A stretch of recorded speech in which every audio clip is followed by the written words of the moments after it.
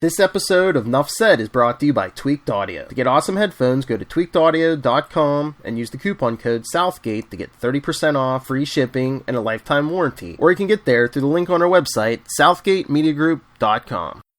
Recording has started. Welcome, ladies and gentlemen, fans and non-fans alike, to the greatest fan theory show in America, Superconnectivity. I'm your host, Charlie the Professor Esser, and with me, as always, is the man who puts up with my nonsense. I love every minute. Phil, me, and Perich. But for a second there, I thought maybe you forgot the title of the show that you came up with. Yeah, no, I remember. I always remember. I know, but you got so many shows. I know. I forget sometimes what show I'm on. Oh, and you guys really threw me for a loop this week over on the Nuff Said podcast because you dropped the intro. That's all editor Little Hellfire. Don't look at but I didn't. Was there a rights question? We're not supposed to be using the brilliant words of Phil, me, and Coulson. Bring that up with Miss Hellfire. Yeah, because I was thinking, I don't need to do a special intro because they've been doing this great intro, and then it's like the first time I skip it, and now it's like just some kind of doodle song. You're killing me, Lilith. You're killing me. Anyway. So I want to jump back a bit because this is actually old news, but no one is really talking about this. So the toys are at it again, spoiling movies. Mm-hmm. Spoiling movies like their name is Tom Holland. And so two items came out. One is on the toy pack for Mysterio. And this is it says, Marvel's Mysterio is a sworn enemy of Spider-Man. And they go, it's been spoiled. First off, okay. But one thing I noticed in that, first off, it doesn't say Mysterio. It says Marvel's Mysterio. Oh, yeah. I think most of their stuff now, they're putting Marvel in front of it. You know, but the fact, it's not Sony's, it's Marvel's Mysterio. Well, yeah, but but not the MCU's Mysterio. They just said, here's what I'll say. Marvel's Mysterio absolutely is a sworn enemy of Spider-Man. That does not mean the Mysterio we're seeing here is necessarily a sworn enemy of Spider-Man. I mean, we all believe he is. We all know that. But here's my big prediction, because there was one other bit of information in that toy stuff that came out, which is that the fire elemental is named Molten Man, another Spider-Man villain. And we've seen that there's a fire elemental, a water elemental, and a apparently sand or dirt elemental, rock elemental, which, of course, Spider-Man has two other villains, Hydro Man and Sandman, who have similar sets of powers. Now, and here's what I'm thinking. If you add in Mysterio, that gets you to 4. If, as has been theorized, the villain, the Nick Fury we're seeing, is actually the Chameleon, that's 5. And if we reveal at the end that it was the Vulture pulling the strings from prison the whole time, that's your Sinister 6. You know, it's a possibility, just tossing it out there. But definitely, if we do have the confirmation, see, that's the thing, that is the bigger spoiler. That the elemental is actually a guy with superpowers named Molten Man. That's your big spoiler, because that means that, first off, not elementals, not aliens from another world, but actually just hired goons from Mysterio here to cause some trouble. There's other things you can have in there. I mean, if we don't want to go the Chameleon route, there's also the possibility that maybe Norman Osborn, the Green Goblin, is funding this. Maybe J. Jonah Jameson is funding all of this. What if your buddy Otto's pulling the strings? Might be nice. Actually, I think you have a better shot at the Tinkerer being involved in this, because we do. The Tinkerer is one of the guys who got out, who wasn't captured after the Vulture was captured, which also means that he's like the one guy who's a go-between. And there is historical precedent for a connection between the Tinkerer and Mysterio, because in the Tinkerer's first appearance on Amazing Spider-Man 2, one of the aliens he was working with. So it was supposedly Quentin Beck mistake. Yeah, yes, that's a retconned aspect of it. But yes. Yeah, but I mean, still, yeah. Yes, but still, yes, you're right. That is a real issue here. So to me, that's powerful. That's strong, and I think that's what we're rushing towards in this storyline because clearly Mysterio is up to something. Yes, of course. And here's the other thing that I thought. We have seen apparently that those extra suits that Spider-Man is making. Yes. Those are being made in the same 3D printers that they made Vision in. Yes. Which is suggesting that these guys are being made basically at the atomic level, possibly with little nanomachines, which we have seen as part of the structures in Iron Man's armor at the time. So Iron Man has that technology, these little nanobots that rebuild itself. Here's my crazy fan theory.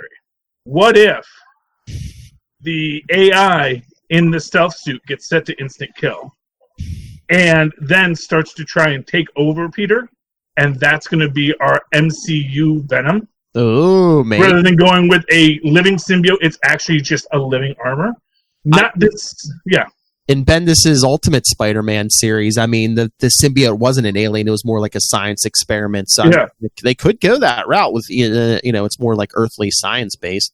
Yeah, well, I like the idea that it could be just Tony's tech that is just getting out of hand. And here's this other idea, and I don't know the legal rights on this. And I don't know if RDJ would sign off on this, but he'd probably do it for a lot cheaper. They have all of the recordings for the past 10 movies of everything Robert Downey Jr. has said, which is probably enough to build out an AI Alexa-type program for it, which means you could put in a character like Mainframe from MC2 that was programmed with Tony's AI.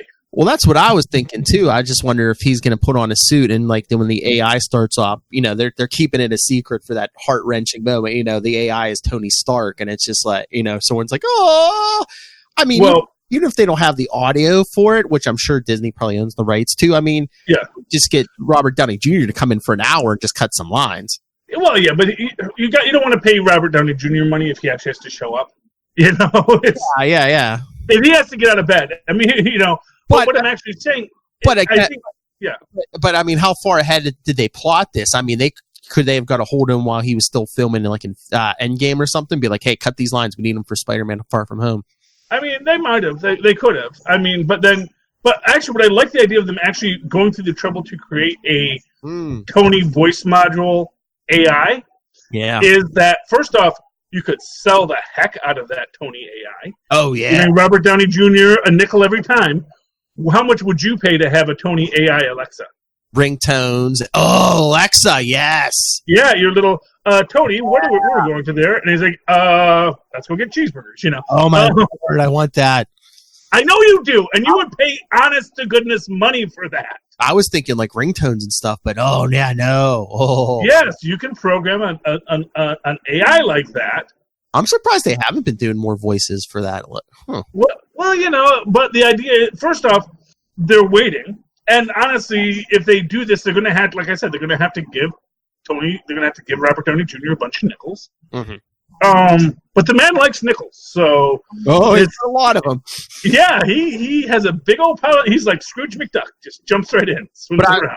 But I mean, now everyone would love, Tony Stark's voice to be the AI. But also, wouldn't that make sense from like a story standpoint? It's like, Tony Stark's quote unquote ghost haunting him. Well, I'll give you one. I'll give you two better. One is going with the idea that you could have this sentient AI suit. Mm-hmm. Remember, Superior Iron Man actually had a symbiote armor. Yes. So if that suit suddenly becomes the symbiote and has that RDJ mindset. Oh. But it's like this superior thing. And then, crazy idea, bonds with someone who also hates Peter Parker, Mr. Flash Thompson. Oh. Because who needs Eddie Brock? Nobody likes him anyway. But no, just like if something happens and that AI runs amok, and like it's like not only did he have to watch Tony Stark die once, this time he has to like kill what's left of Tony Stark. Oh yeah. Ooh, and not for nothing, that could be our 6th Sinister person. Oh, evil Tony Stark AI. Oh. Evil Tony Stark Venom AI. Now there is talk that Sony might want to incorporate their Tom Hardy Venom into the Spider-Man universe. Yeah, they're saying that's supposedly the rumor that maybe Spider-Man 3 might have Venom. Yeah. I mean, it's a possibility. We'll have to see what they decide to do. I mean, one thing is certain is that they absolutely can have these characters who don't interact outside of their, which is honestly not that uncommon in all books. Yeah. You don't get this other villain in this book because that's not one of it's Magneto's not their villain. Yeah. And, The Last of Evil is coming up. Now, here's a question for you. Do you think the secret warps are going to tie into the Acts of Evil? I don't know because, they're both, like, annual events this summer. Yeah, the Acts of Evil are one, and then, they're doing the warps again and a bunch of annuals. I don't know. Yeah, well, I just find it interesting that they both are doing that. Mm-hmm. And we're going to get like a little, and like apparently not only are their heroes merged, now their events are merging. So there's Inferno attacks, and I mean, it would be cool, but don't you think they would be hyping that more if that was a part of that? If they were like, not only is it this universe, Acts of Evil spills out into the war. Well, what I'm wondering is if there is a tie. Like I said, it doesn't even have to be a strong tie, but maybe this is going to help to bring the Secret Warps universe, the Infinity Warps universe, more into maybe even helping to build that out as sort of an alternate superhero run. Yeah, yeah, I don't know. It would be. They're coming eventually to the main 616, but no, I don't think they need to. It's really honestly, I like having separate universes. Actually. I mean, Old Man Logan never had to come to the 616 and what did they do? They do it. Conan didn't have to come to the regular 616, but yeah, well, although again, in all those cases, they're actually separate entities. Yeah.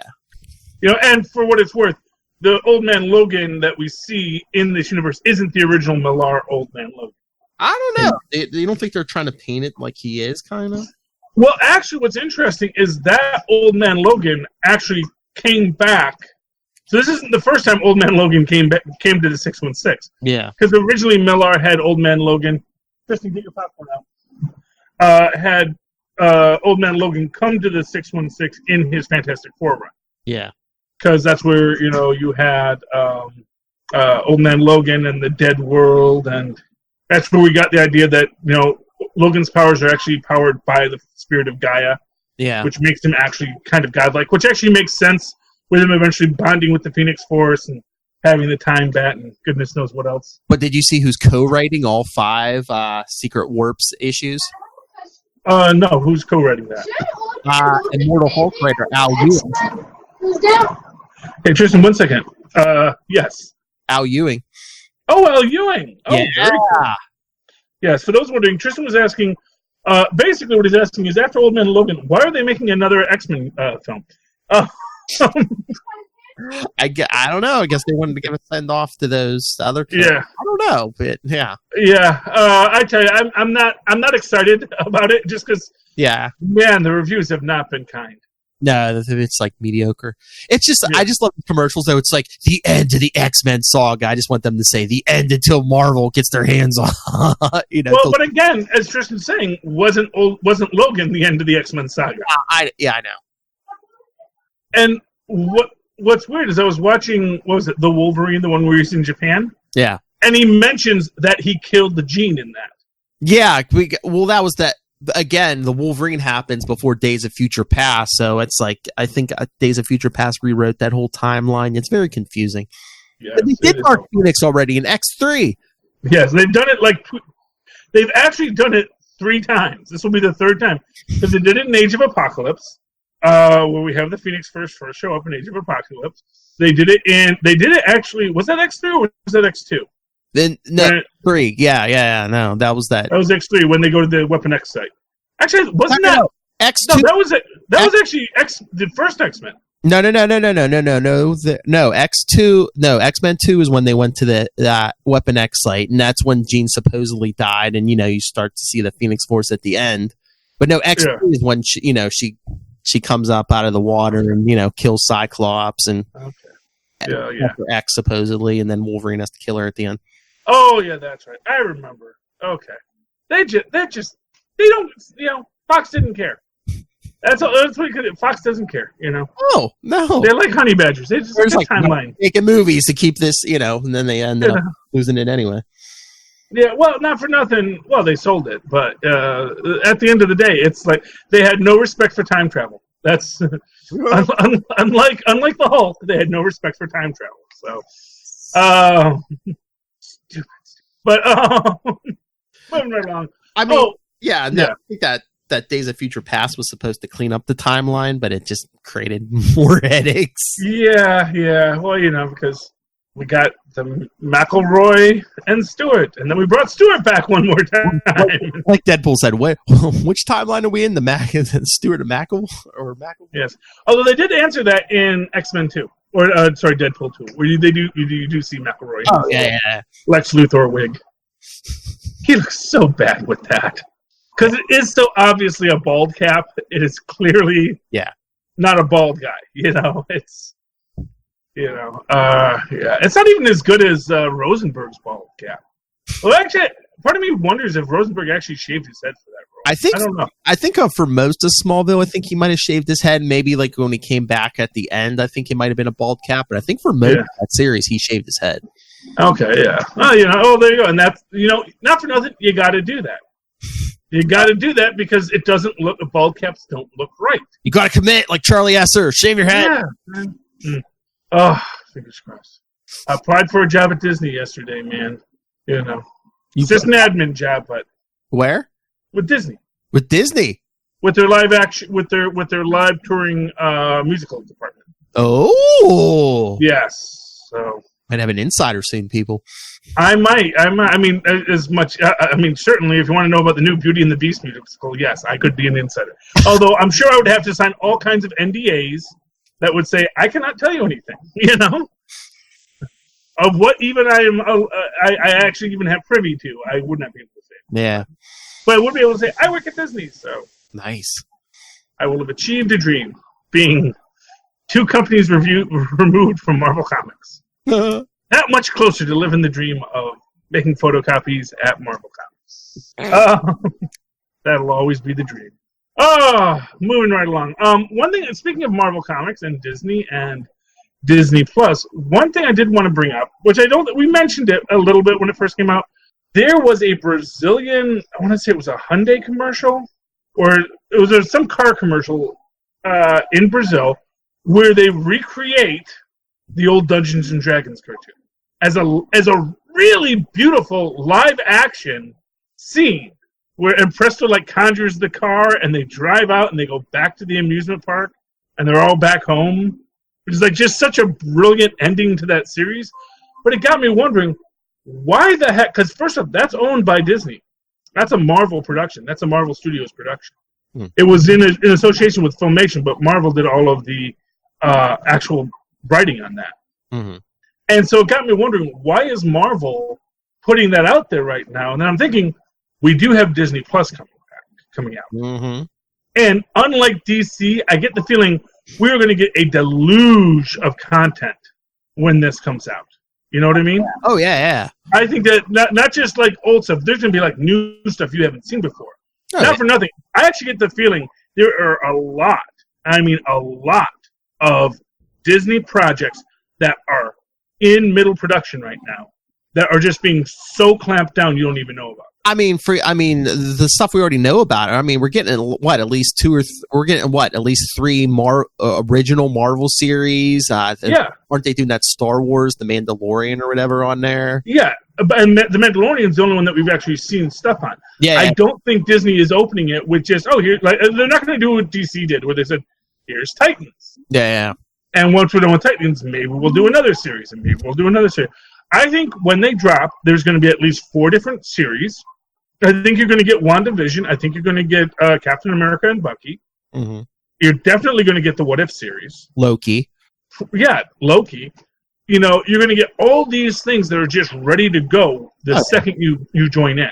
Because that was definitely DC's mistake. It's just not having enough content. Yeah. I mean, if nothing else, I could see them starting like, you know, day one, The Mandalorian and one of those Marvel series go up at the same time. Yeah. But it strikes me they would probably want to do more than that, too. They're probably going to want to have, you know, there could be a Kim Possible series on there. Mm-hmm. Because they certainly have put that out there. They are hyping it. I enjoyed it. I tell you, the biggest problem with the Kim Possible series, or the Kim Possible live action show, was that that they really had to invest in more in the wire fighting to give it that cartoon feel. Yeah. Because the way she's moving like a human being, obviously. But Kim Possible doesn't move like a human being. She moves like a she moves like a superhero.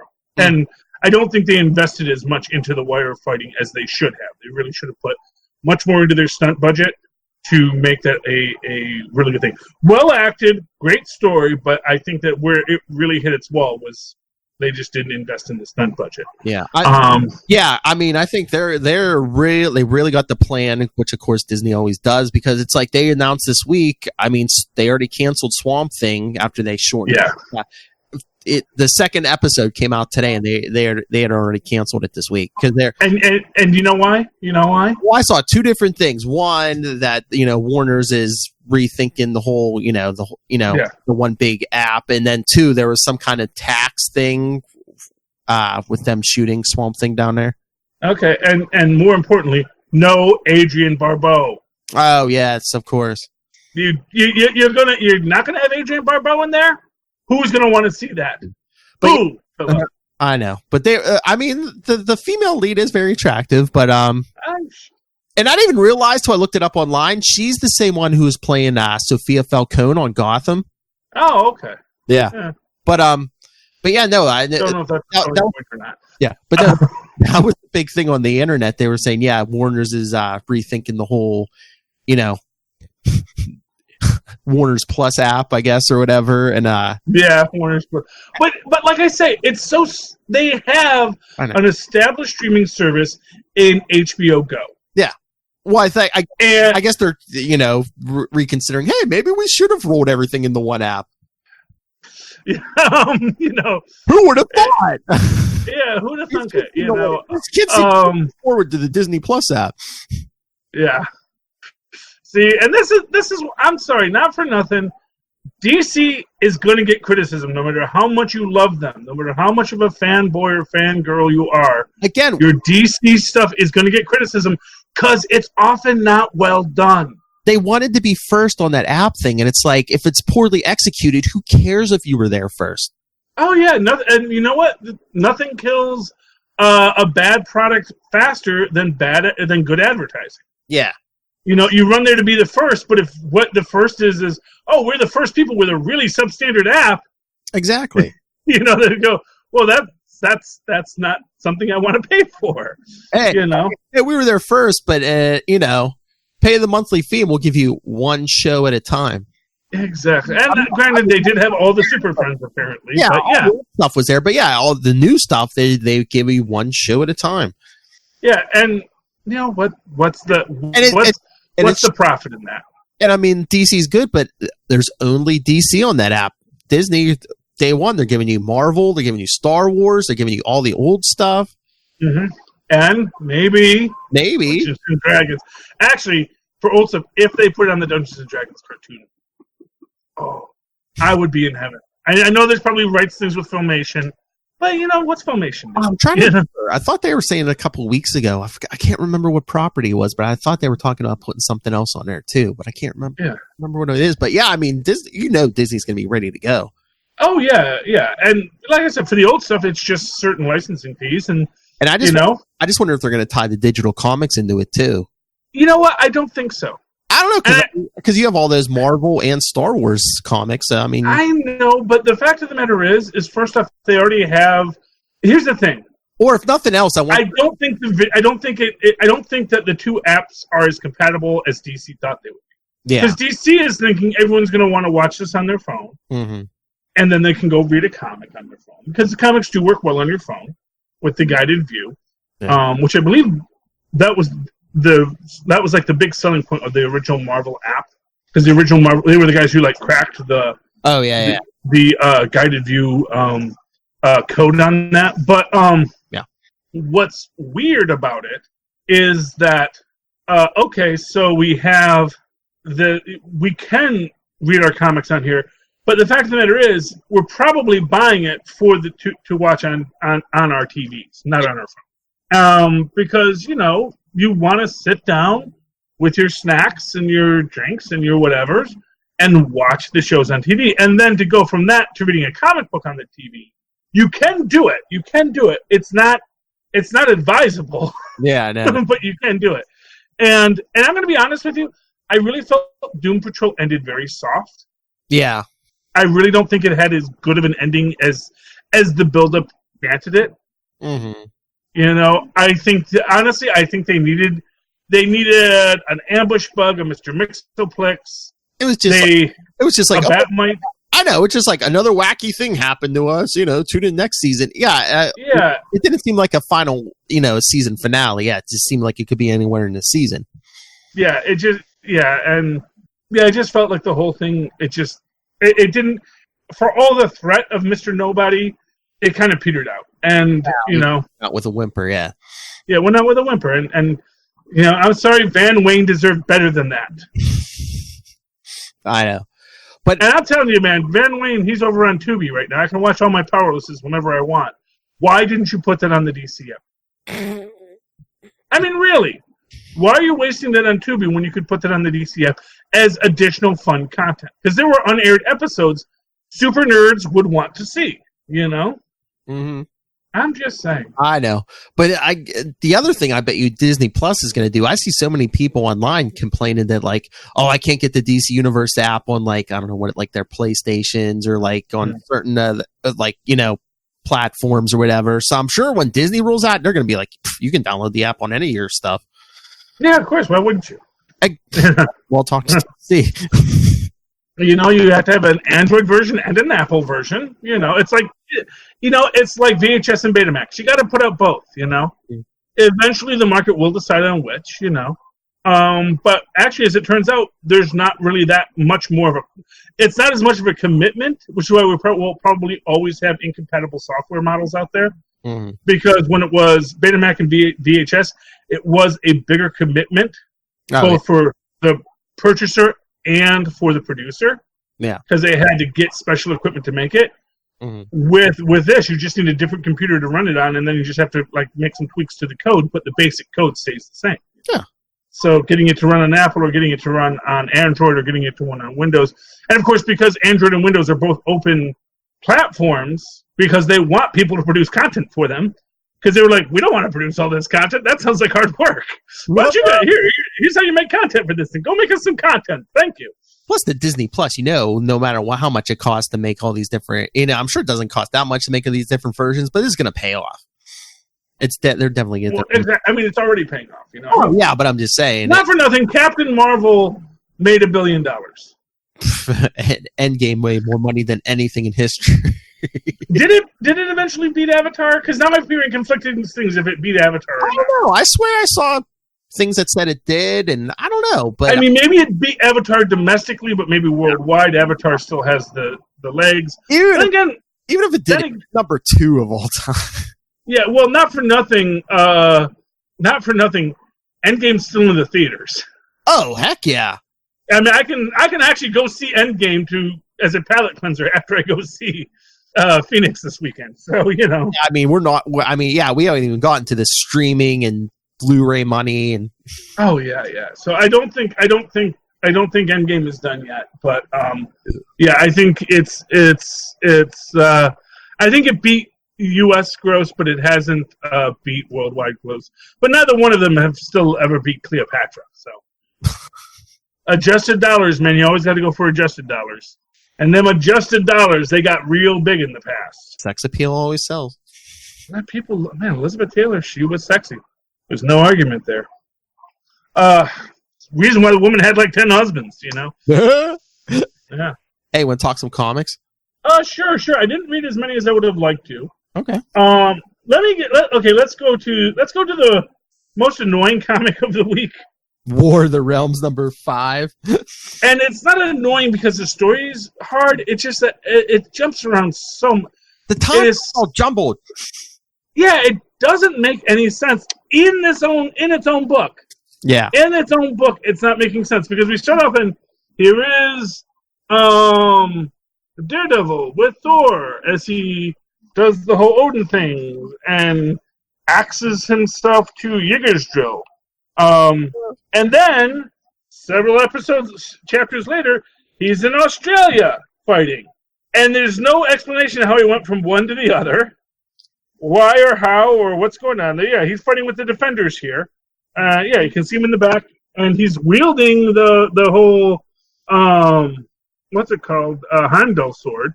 And Iron Fist is warning him against that. I don't know Jessica Jones in that. I don't know. Yeah, I know. Defenders and Deadpool, but there's no Jessica Jones there. Yes. And apparently She-Hulk has a hammer that makes storms. Sure.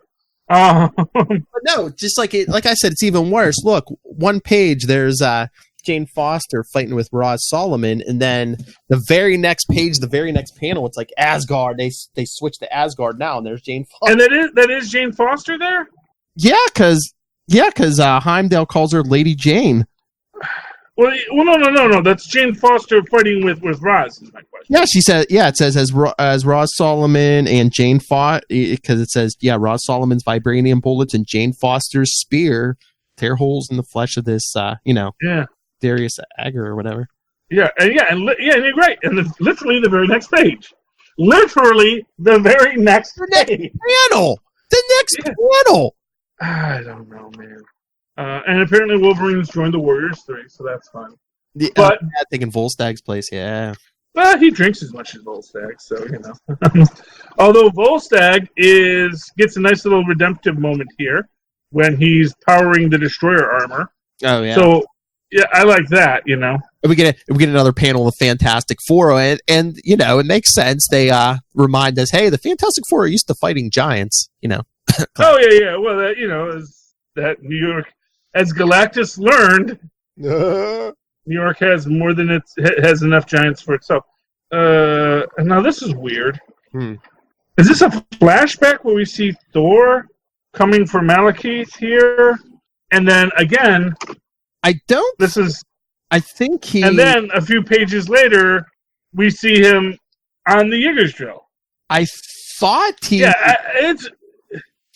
Yeah, it's jumping around. It's very confusing. And it's like, I could see in like one of the tie-in books, maybe the timeline being a little off, but in the same book.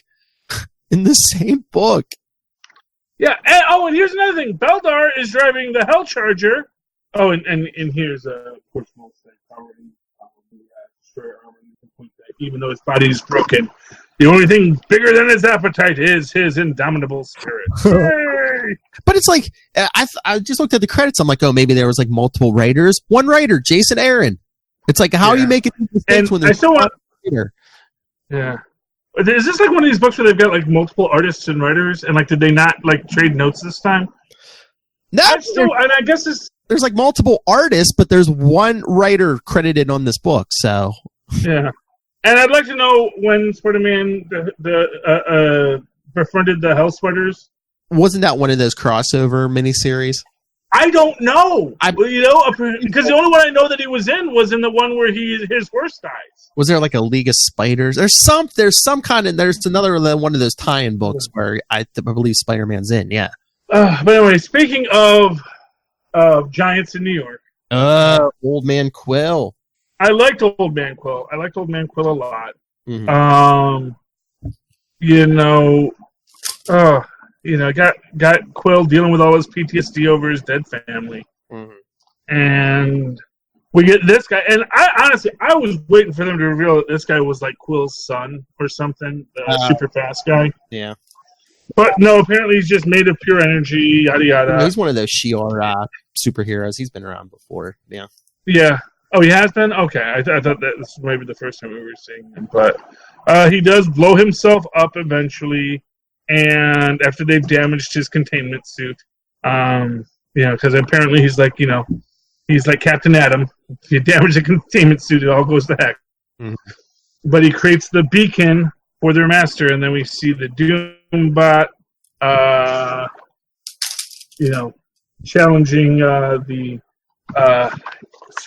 scruffy nerd herder there, and then of course Viv takes him out. But then we see who is the great god of death that our villains are serving. Galactus, Big Purple himself, yeah. And of course, they actually already say in the book prior to that the artifact they're searching for is the ultimate nullifier. Yes. Which, not for nothing, I don't think Reed kept. Well, I think it appears in the Baxter building when Uatu wants him to have it, but I just wonder if it's something where Reed Richards got it back sometime in the future. Yeah. Anyway. But I did enjoy Old Man Quill, even though I kind of felt that a lot of the big reveals were telegraphed. The fact that Galactus is who they're bringing, now he's got the. But one of the things I like best about that is the whole death cult of Galactus. That is actually from the Mobius Silver Surfer story that Mobius and Stan Lee wrote together back in the day, where basically Galactus comes to Earth and just decides that the best way that he can eat Earth if all the humans kill each other first. And so he creates sort of a death cult around himself as a god, saying, do whatever you want, guys. I'm God, and I say it's all cool. I was like, woohoo, let's go do stupid stuff. And as humans are wanted. Yeah, so that's a nice time. To me, as a guy who's a really big fan of that original Mobius Silver Surfer book, that was so good. So well written. Oh, did you read Incredible Hulk Last Call yet? No, I haven't gotten the chance to read that. I downloaded it, but I didn't get the chance to read it. That's weird. What's the premise of that? Well, it takes place in the past. It takes place right after Betty died. At the end of Peter David's run. Okay. And Bruce Banner calls what's her name? Veronica, I believe, who worked at the call center with Betty. Mm-hmm. He's thinking about killing himself because this is when supposedly that Betty died, and he's basically telling her, I tried to kill myself. Yeah. And then it's basically just a bunch of flashbacks, when him and Betty first met and the wedding. He's like, what, her life would have been better if she had never met me and stuff, and there's flashbacks and stuff. But then Veronica's new boyfriend comes in to harass her, so the Hulk has to take action because a couple times Veronica mentions her new boyfriend Cal. Okay. Calvin Zabo. Oh, Kelvin Zabo! Yes! Oh, I totally forgot about good old Kelvin. I was actually thinking about that because I was trying to remember what his name was on Agents of S.H.I.E.L.D. Yeah. Kelvin. Yeah. Kelvin Zabo. Because he even fights the Green Hulk, and he's like, oh, you're green again. Yeah, well, the last time they fought, he was great. Yeah, in this time frame. Yeah, he had been great, yeah. Yes. Oh, that does sound like a good book. Mm-hmm. It is. Well, of course, it's Peter David. Oh, and then I guess I'll spoil the ending, but go ahead. Bruce was telling Veronica, he's like, I hired an assassin to try to kill me. He's like, if I give him a certain sign, he's supposed to try to kill me. If not, the contract's canceled. So at the end of the story, he gives the assassin, the sign that he's like, yeah, okay, I don't need you to kill me. And who is it? Who's the assassin? Was it Hawkeye or Bullseye? Deadpool. Oh, okay. Well, that was nice of Deadpool. Yes. Hey, got paid enough to face the Hulk. Yeah, well, there you go. Did you get the chance to read Savage Avengers yet? Yes, I did. Yes. A lot of jumping around in this. Got our little Nazi joins the death cult. A little on the nose, but sure, why not? Yeah. Storyline there. I'm not quite sure how I feel about the whole, I'm just going to pour my blood on you and hopefully that fixes you, Dr. Voodoo. I was like, really? Wolverine's blood is like the cure-all now? Well, I mean, the guy's magic, so maybe, Dr. Voodoo is magic. It's a mutation. I was like, I buy healing factors, but when they start, they're like, oh, a couple drops of my blood can help you too. I'm just like, come on. Yeah, and not for nothing, he actually cuts open his chest to get at Dr. Voodoo's heart. Oh, yeah, he grabs his heart. He's like, it's not the first time I've had a heart in my hands. I'm like, come on. Yeah, but it's like, I don't know. It's weird. I did like the nice little Conan time. I love how Conan just totally isn't a part of this entire conversation. It's like, I don't know, man. I'm just stealing stuff in castles. What I do, Totally not aware that he's in the, crazy Super Marvel universe. He's like... And it's just like a random symbiote running around. Oh, yeah, this is an extra symbiote that apparently has been on this planet for like 1,000 years. I know. I'm like, really? Sure, why not? I mean, it's not that strange. They've already established that there was a symbiote in Vietnam, right? I guess, but it's just like, don't you make Venom less and less special if he's not the first one? And there's like, oh yeah, there's been millions of symbiotes running around Earth before. Not for nothing, there have been. I mean, they've already established, when they established a planet of the symbiotes, they kind of crossed this bridge, I mean, but still, it's like if the Venom one was the first one on Earth, I can almost forgive that. I don't know. Yeah, I don't know. And then we've got, of course, Dr. Voodoo's back up, and Wolverine's got a bunch of swords in him and arrows. And then, of course, they're saying, we've been trying to get all the great killers. This last killer is a little troublesome. And what I love this is the front toward enemy thing. Yeah. Just because that's just, I don't know if that's intended to be a reference to, I mean, I guess maybe there are munitions that do have that written on it.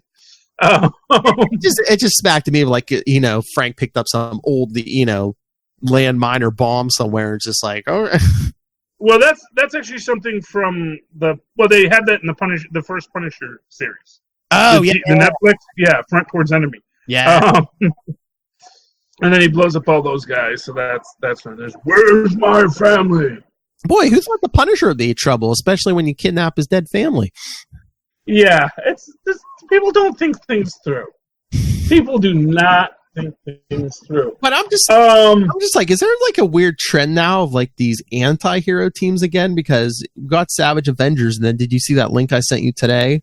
They're forming a new team. There's a teaser about Marvel's most ruthless team, and it's Wiccan, Hellstrom, Blade, Monica Rambeau, Angela, and Winter Soldier.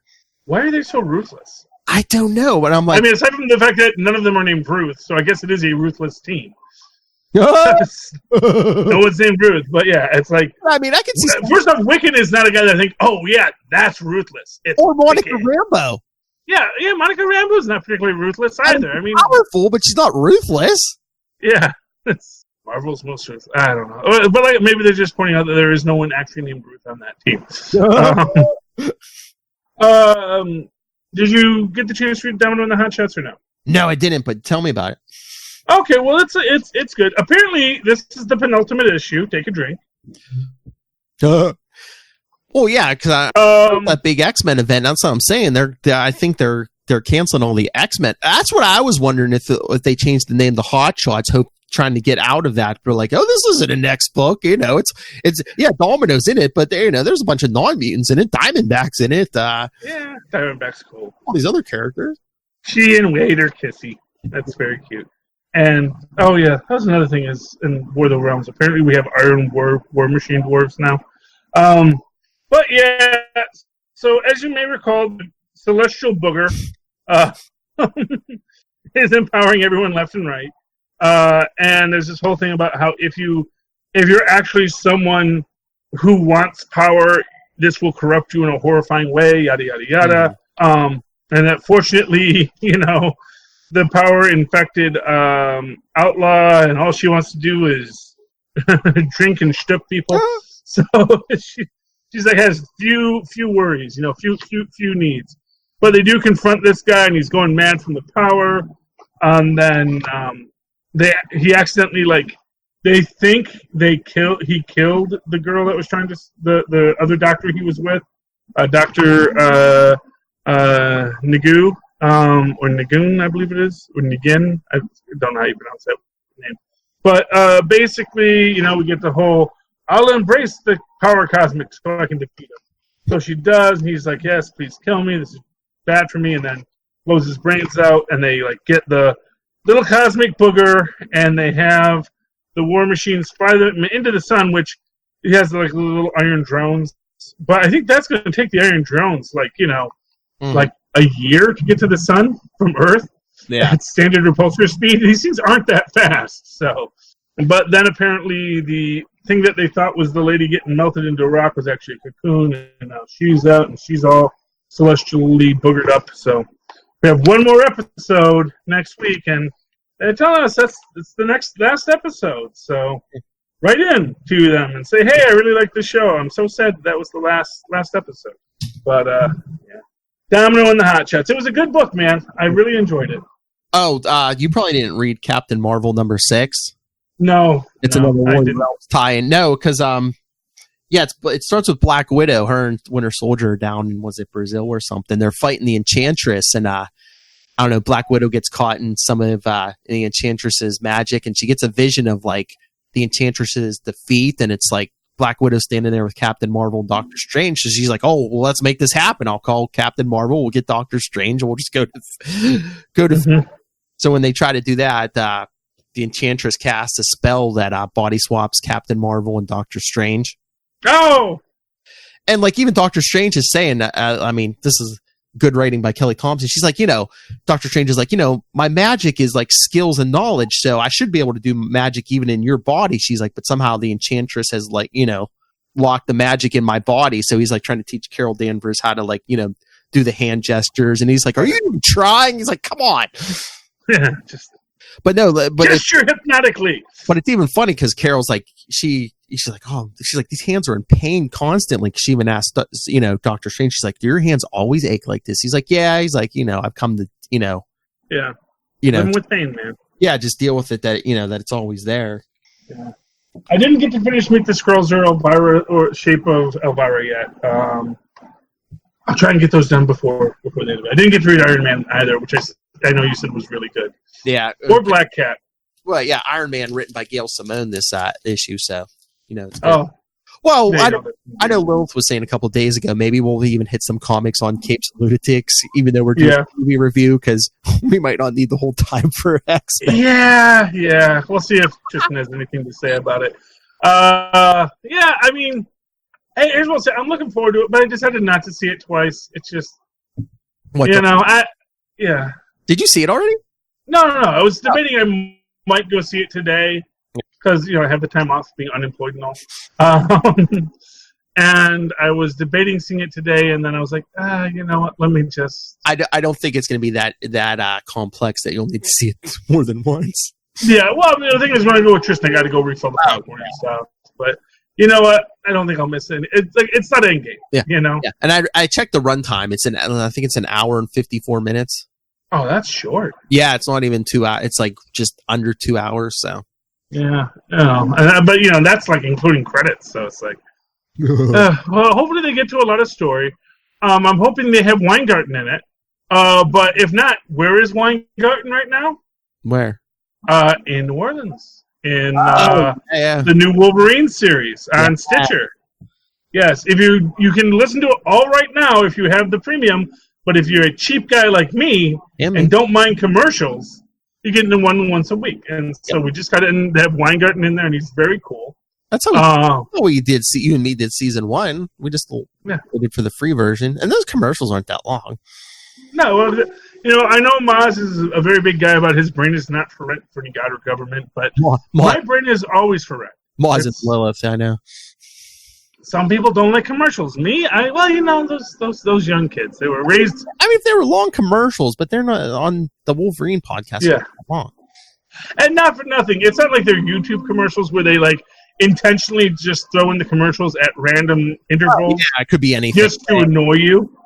Like literally, I think they do that just to make you go, okay, I will switch over to pay it because you're making these commercials extra annoying. That's YouTube for you. But yeah, so yeah, we'll talk some more comics on Sunday. Anything else you want to talk about tonight, Phil? No. Any other news? No, I think that's about it. Okay. Well, then, in that case, Phil, how can people find you if they would so like to find you? If you want to get a hold of me, you can always email me, nightwingpdp@gmail.com. On Twitter, I'm at nightwingpdp. And check out Capes and Lunatics on Facebook, on Twitter, at Capes Lunatics. The voicemail, 614-382-2737. That's 614-38-CAPES. Check out capesandlunatics.org. And go. All right, Lilith, I'll help you out. Go check out Lilith Hellfire's new Instagram account, Lilith Hellfire 69. Yay, she got it. Yeah. I believe she said her first projects were she's going to make memes of all her drops. Oh, wonderful. Her Lilith Hellfire drops, because I sent her the list I have. So fight me, nerds. That's the one I want. Oh, okay. And, of course, if you'd like to write to me in that old-fashioned email way, the rare Moz and Paz once did, do so at superconnectivityblog@gmail.com. That's superconnectivityblog, all one word, at the gmail.com. And, of course, follow me on the Twitters at Charlie Esser, where I live tweet Agents of S.H.I.E.L.D., except not tonight, Cloak and Dagger, except now it's on hiatus, right, and other things when you can, at Charlie Esser. That is CHARLIESSER. Look for the two E's in the middle. For quality. Bing! There you go. Yeah, me and Maz are always working on that, trying to do it live every weekend. Enough said. That's punishments. Just punishments, yeah. And coming soon to a podcast near you, it's Maz, it's Chess, and we really want to be your friends. Oh, yeah. Okay. That starts next week, yeah. Yes, it does. The 14th. I'm so excited. Okay, kids, that's this whole show. What are you doing? Get on with your lives. Love you dearly. Please come back again next week and super connect with us again. And that's the music. No, good night? Oh, good night. Sure. Good morning, good night. I don't know when you're listening. Good time. Good time. Good times anytime you need to. Every time's a good time to listen to Charlie Esser. Yes. Ain't we lucky we got him? Good times.